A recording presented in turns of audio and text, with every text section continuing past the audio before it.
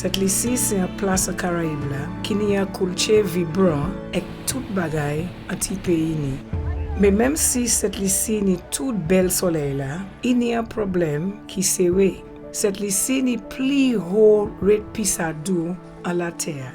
Passé yon en tout 10 guamoun affecté. Diabetes is by far the most common health problem that we have seen in our society.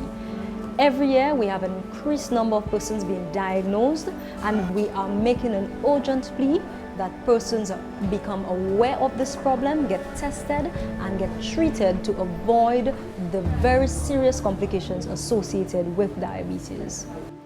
Pas dit presque tout le monde qui ni pisadou, c'est moun l'âge 50 l'année, ou ça joint disease la n'importe l'âge. En chaque c'est moun là qui ni pisadou, cette ici, c'est jeune femme qui est enceinte. Pauline, c'est 28 l'année. Il a été si c'est rond cette ici avec Marie Nicolas et 3 mamans. I have 4 kids. They're lovely. They're fun to be around. Whenever I'm down and they're around, I could never be down. They mean the world to me. And I love them very much. Mais Pauline tenait un mauvais temps chaque été enceinte avec chaque petit maman. In my first pregnancy, I started putting on a lot of weight. My weight started going up like 10 pounds, 15, 20. So at the end, almost to the end of giving birth, in the first pregnancy, I was like almost 200 pounds. Pisi te mette un chay gosse, l'été enceinte. Moun te di Pauline pour aller test sang pour y savent qui quantité sick qui en sang. Test la confirmé, ini pisadou gestational. Diabetes is a very common medical condition which involves a buildup of sugars in the blood. Gestational diabetes is also diabetes, but it is seen specifically in pregnant women. In other words, it develops only when a lady becomes pregnant. Là où manger qui n'y a chay starch, qu'on pain avec du riz, kassa avec banane, système digestif ou ka croisé et qui ka fait un qualité sick yo ka kouye glucose. Glucose la ka entouer di dans sang, mais il dangereux pour y être en sang.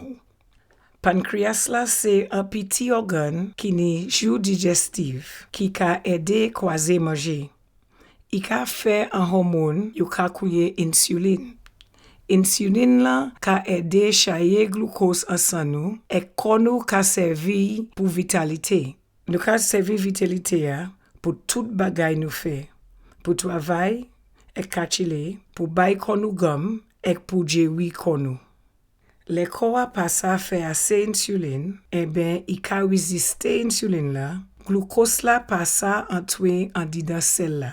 Il ka wete en nous et qui ka fait nous ni problème avec santé nous. En petit quantité moun ni premier qualité pisadou. Côté yo pas à faire insuline par koyo et briser injection pour yo vivre.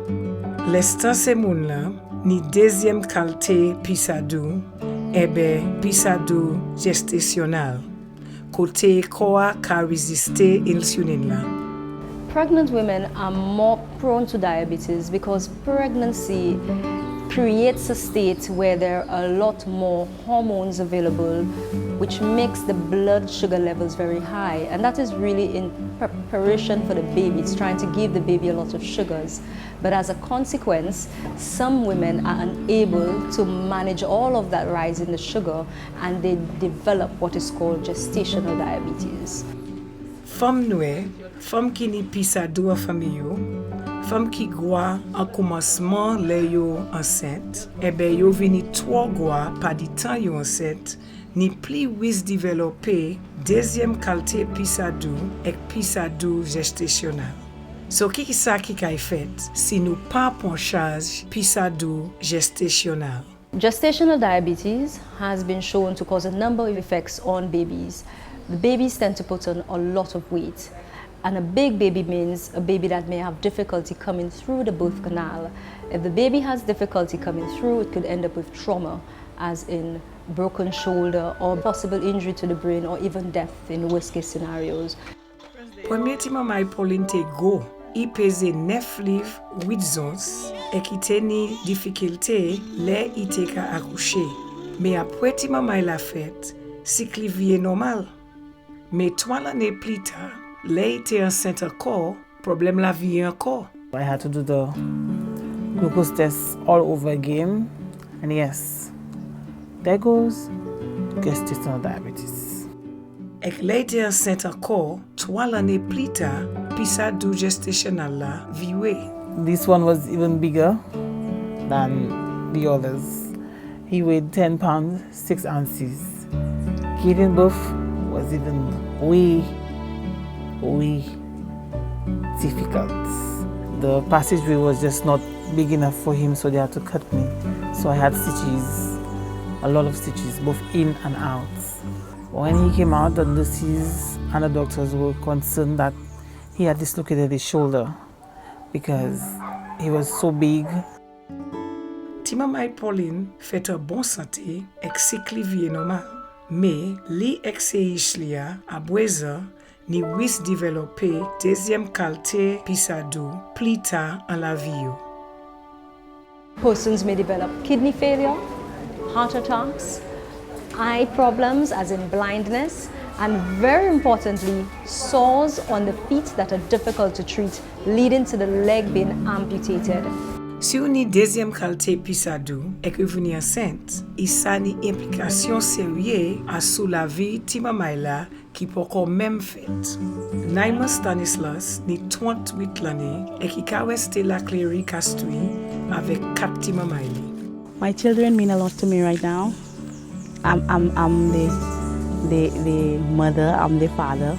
So basically they are the world to me. And I do my best as a single parent.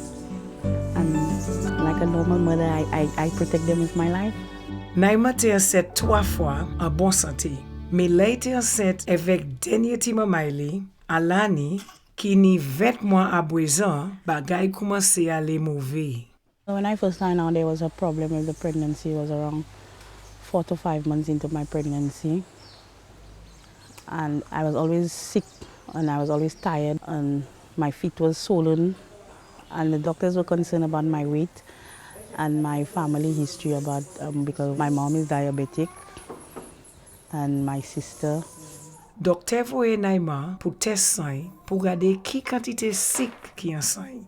Test la mouchwe ite ni deuxième qualité pisadoa et docteur kwe ite ni sa avant ite enceinte. When I got the results and I was admitted to the hospital, the doctor came and spoke to me and she said that the baby could have been born dead or the baby could have been born with a lot of problems.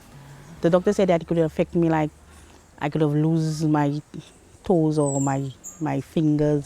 Yo bay Naima insulin pour prendre charge pisadoa et yo di pour exercise pli et manger pli bien. Mais il pas coûté conseil docteur. I never started dieting. I was eating pizza, KFC, macaroni and cheese, lasagna, juice, soft drink, name it, I was having it. I listened to nothing she had to say because I was feeling myself all right and I was like, what exercise, what diet? But I'm feeling great. Naima commencé changer manière qu'à manger, elle était enceinte 8 mois. Mais il était trop tard. Elle a ni fait avec un shy problème avec santé.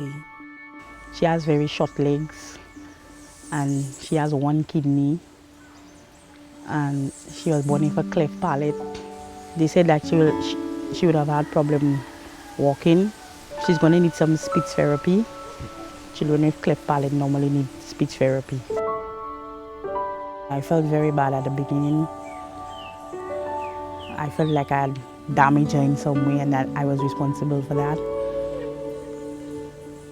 And every time I look at her, I feel like I stole part of her life. Like she's not gonna have a normal life like other kids, and that's because of my negligence. Quand il y a deuxième qualité pisado, Naima même ni go wis développer difficulté avec santé qui sérieux.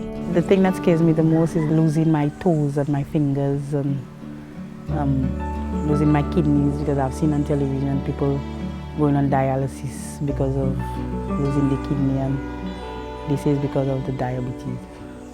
I know that to myself, that if I had changed my diet and did what I had to do, that, you know, things would have turned out better for me.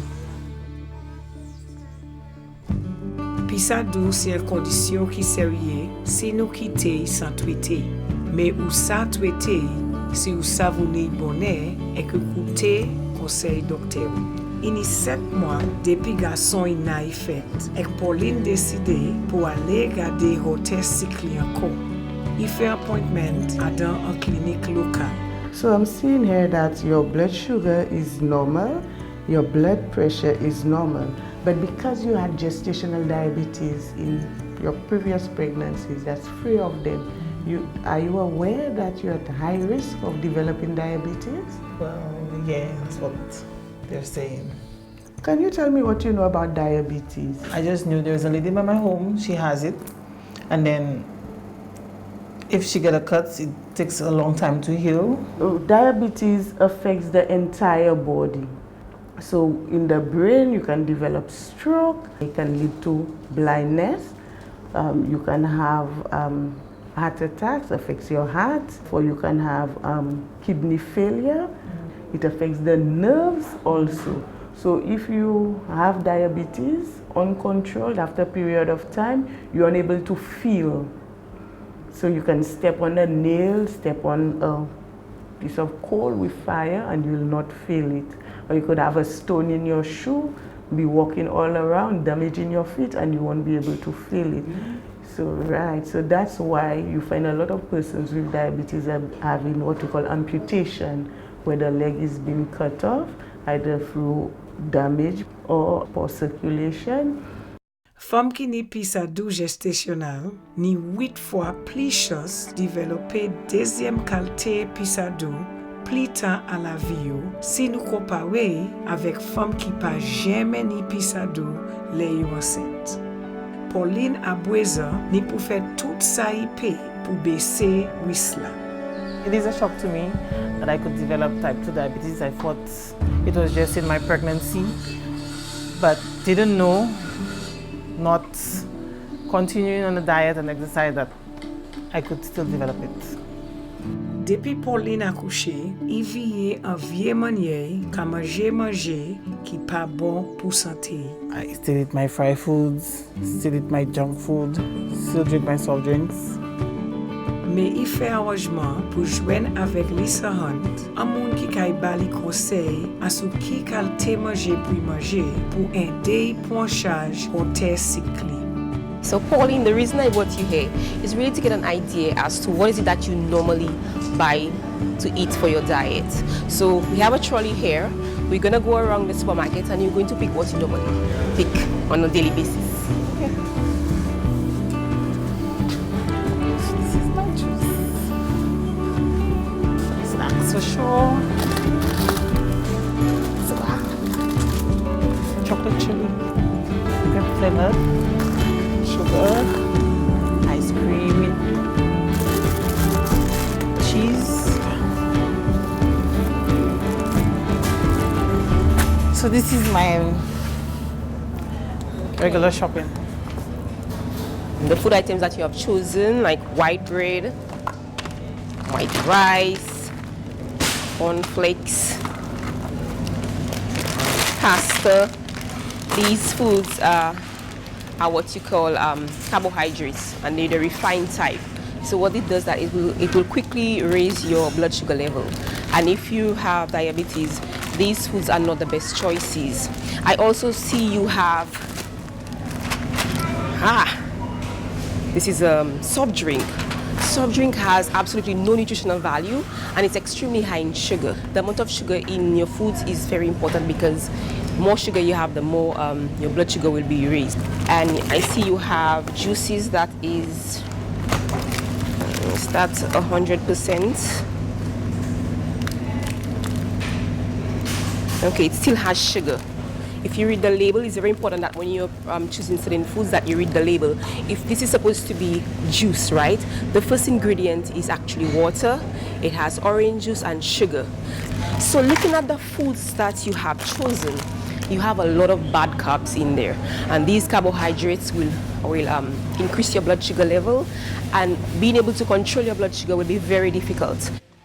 Mauvais carbs connaît aussi que carbs avec un index glycémique et GI, animaux qui kay mouchwe ou manière manger ka affecté hote cycle qui en son nous. C'est carbs qui kay levé hote cycle vitement. D'autres exemples, c'est pasta blanc, pain blanc, du riz blanc, céréales avec sucre haut, soft drinks, pastry et bonbons. Bon carbs qui n'y un index glycémique bas, c'est ça qui a fait hote cycle nous lever doucement. D'autres exemples, c'est patates douces, bois pain, yam, fig me, fig vet, oats, céréales et pain whole grain et farine. So qui a te mangé Pauline qui a acheté aujourd'hui? Okay, so now we are here, we're going to make a whole grain bread instead of white bread. Okay, go ahead, you can pick this one.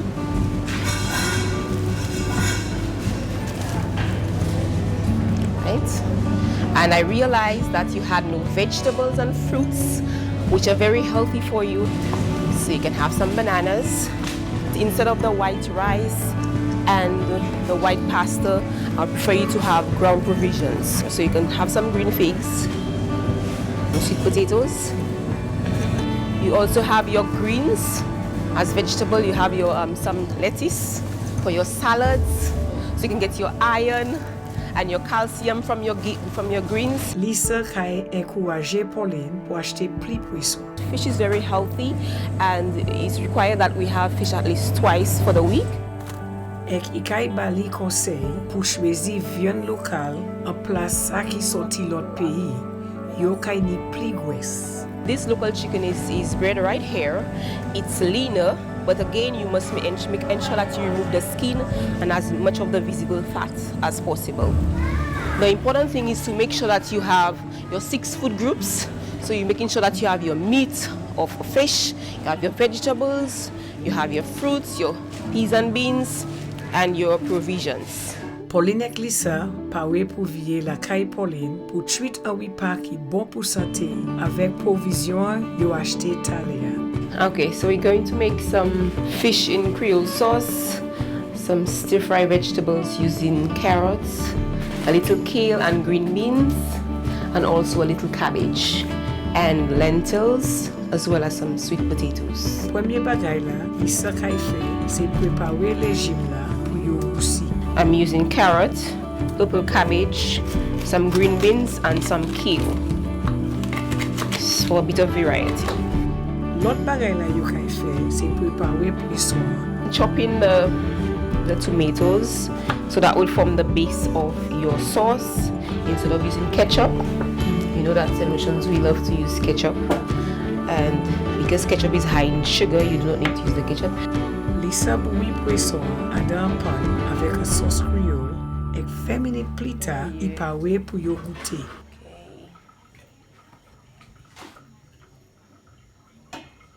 So as you can look at the plate, you can see it's almost like you leave a quarter for each serving. So you have your meat or your fish. In that case, it's fish. Then you have your peas, which is legumes. You have your vegetables and you have your provisions. And we use some oil to prepare. So this is like, right there we have 1, 2, 3, 4, and the oil, 5 of the food groups. Pauline sabe se wis développer deuxième qualité pisado si il commence à manger bien. Et si il encourage famille pour manger bien qu'on lit, il can baisser wis yo développer disease là plus tard en la vie. It's really good. I think I'm gonna eat like this a little more.